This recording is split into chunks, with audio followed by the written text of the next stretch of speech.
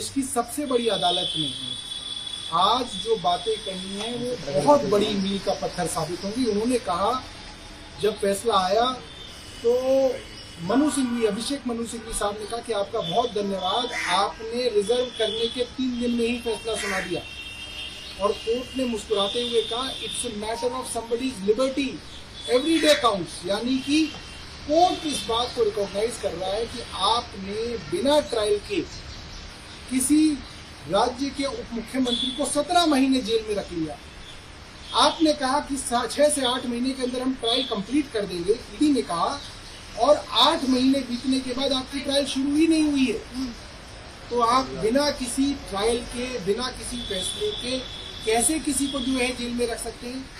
दूसरी बात, उन्होंने सभी हाई कोर्ट्स और लोअर कोर्ट्स, ट्रायल कोर्ट्स को एक सीख देते हुए कहा कि ये एक प्रिंसिपल है, bail is a right, jail is an exception. यानी कि बेल देना किसी का भी हक है, उसको बेल मिलनी चाहिए। आप ऐसे नहीं कर सकते कि आपका मुकदमा शुरू नहीं हुआ और आपने किसी को जेल में डाल दिया।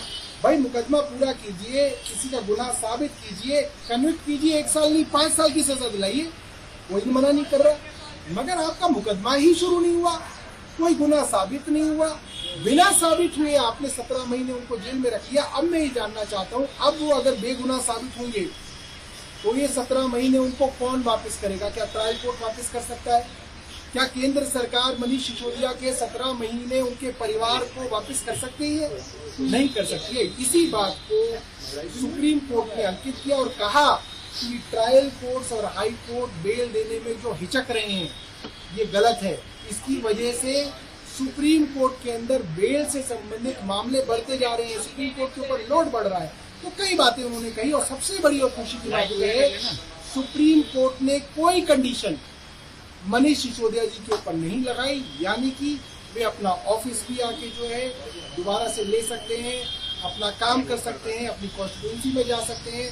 उनको मंडे और थर्सडे थाने में जाके अपनी बस एक हाजिरी लगानी है कि भाई मैं यहाँ दिल्ली में उपलब्ध हूँ। जी, अभी सर कब तक जेल से बाहर आ सकते हैं? आगे की क्या रणनीति रहने वाली है? देखिए, अब तो इससे कोई बहुत बड़ा फर्क नहीं पड़ता कि आज शाम को आ जाए, नहीं तो कल शाम को आ जाए। हमने देखा है जेल प्रशासन अक्सर ये बदमाशी करता है कि उनको एक दिन और डिले करने में भी बहुत मजा आता है।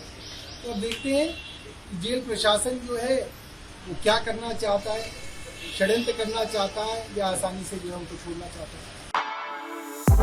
For exclusive and insightful videos, subscribe to our new channel ABP Live Premium.